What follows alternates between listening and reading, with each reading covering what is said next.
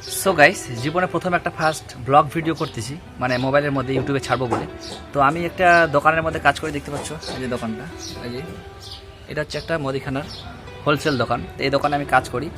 তো মালিক গেছে বাড়িতে খেতে, তো তার ফাঁকে আমি একটা ভিডিও বানাচ্ছি। জীবনে ফার্স্ট আমারও শখ হয় যে একটু ইউটিউবের মধ্যে একটা ভিডিও ছড়ি, আমারও একটা চ্যানেল হবে। তো আমি কী কাজ করি এই আমার মালিকের দোকানে একটু আমিও দেখাবো। এখন বর্তমানে কী কাজ করছি সেটা একটু দেখুন, চলুন।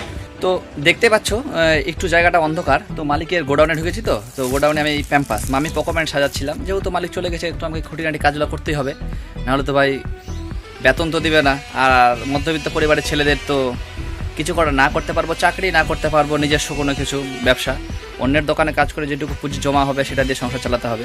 ফার্স্ট এখন এখন বিয়ে শাদী কোনো কিছু করিনি। তো যার বলার কথা বললাম। তো আমি কী এই আমার এই মালিকের দোকানে, এটা আমার দোকান না কিন্তু, এটা আমার মালিকের দোকান। চলো একটু দোকানটা ঘুরিয়ে দেখিয়ে দিই, কারণ যেহেতু আমি থাকি তো মনে মনে ফিলিং আছে এটা আমারই দোকান। তো দেখিয়ে দিই একটু দোকানটিকে।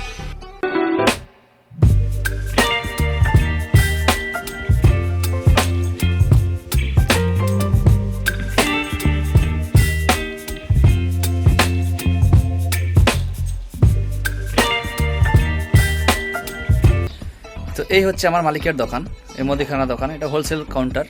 তো এই কাউন্টারে আমি কাজ করি মোটামুটি 3 বছর ধরে দোকানে আমি থাকি। তো মালিক আমাকে খুব ভরসা করে। এই দোকান মালিক চলে গেছে, সব কিছু ছেড়ে, ক্যাশ ট্যাশ যা আছে সব কিছু ছেড়ে দিয়ে চলে গেছে। কারণ বিশ্বাসে বস্তু মিললে এখন জাতি পাত ধর্ম কিছু হয় না, বিশ্বাস যার উপর হয় সে এমনিতে বিশ্বাস হয়।